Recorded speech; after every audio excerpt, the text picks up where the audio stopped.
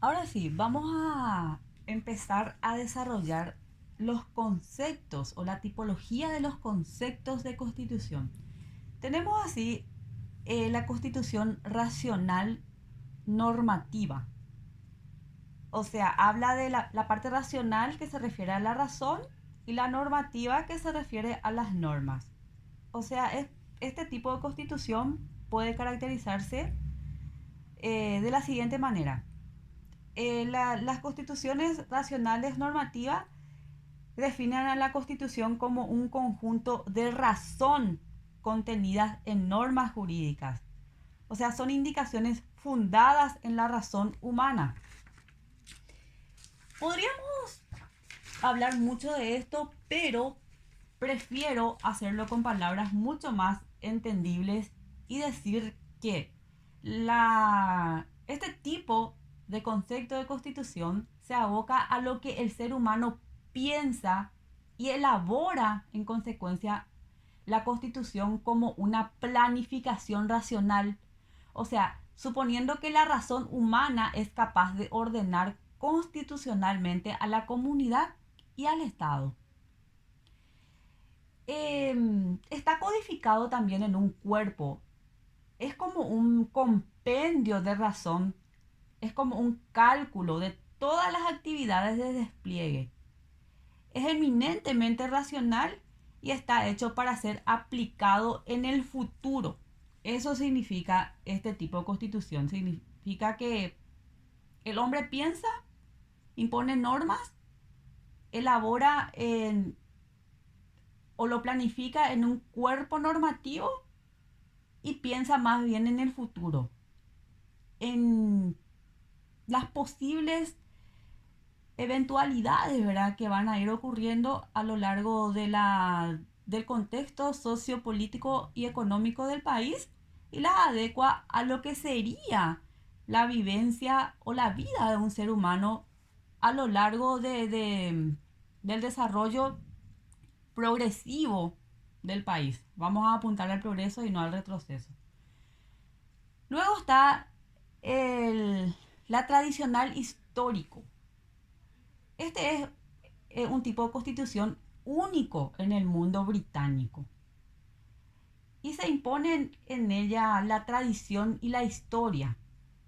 Es lo decisivo para este tipo de constituciones. La tradición y la historia de su país es lo que importa.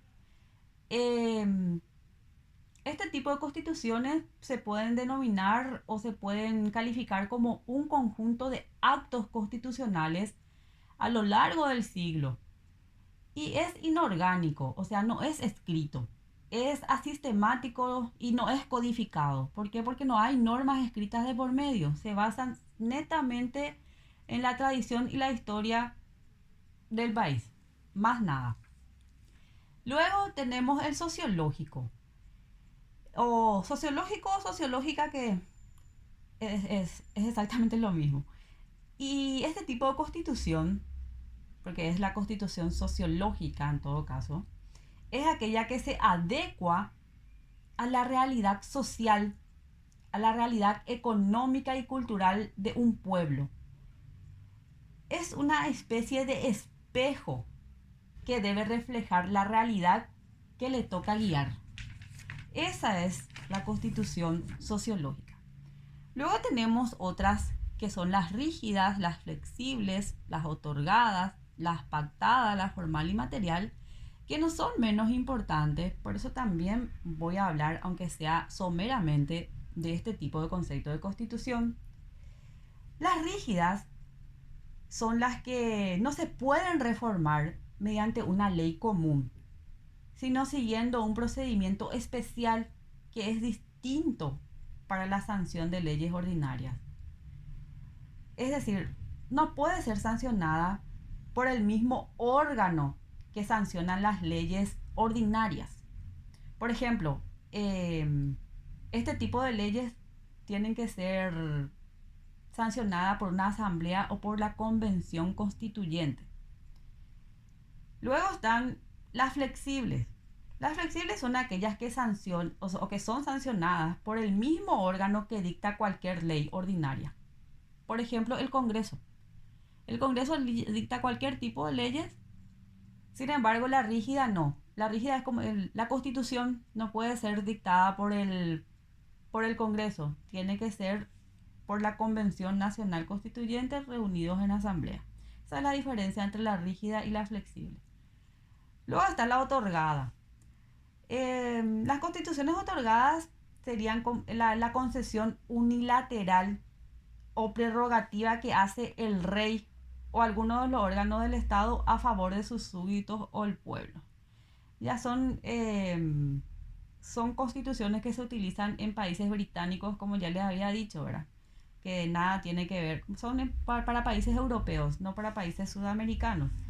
Y la pactada se origina en un compromiso o acuerdo bilateral entre un órgano del Estado y la comunidad.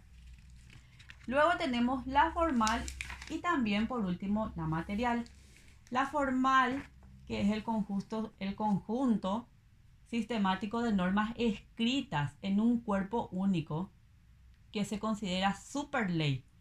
¿Por qué? Porque es superior, ¿verdad? Es el producto del poder constituyente y surge del texto constitucional mismo.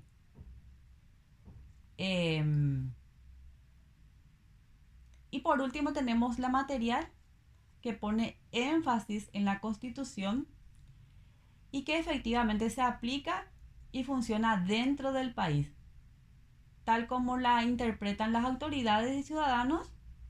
Es el grado de vigencia de la Constitución. Bueno, esto es lo que nos pide nuestra unidad 1.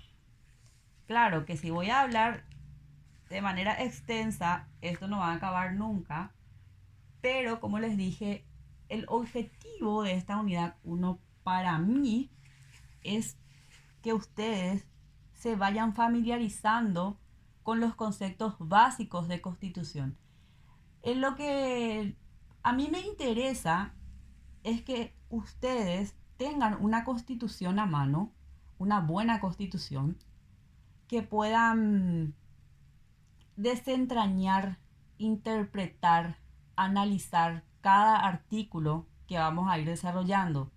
Yo les iré explicando cada artículo constitucional, les iré comentando cuál es la finalidad, cuál sería la ley que la está reglamentando, para qué existe ese artículo, pero nunca está de más que el alumno sea autodidacta y complemente lo que el profesor dice con un buen material de apoyo. Bueno, iremos avanzando. En la siguiente unidad vamos a hablar de la democracia, del liberalismo, para después sí empezar a hablar, como les dije, de las constituciones anteriores. Y también al finalizar esta unidad les dejo puntualmente las preguntas, les voy a hacer de esa manera para que ustedes vayan completando y tener su propio material de estudio, no sin antes recalcarle que siempre es bienvenido cualquier acotación que ustedes quieran hacer al desarrollo de cada unidad. Bueno, gracias por su atención y estaremos nuevamente conectados en la próxima clase.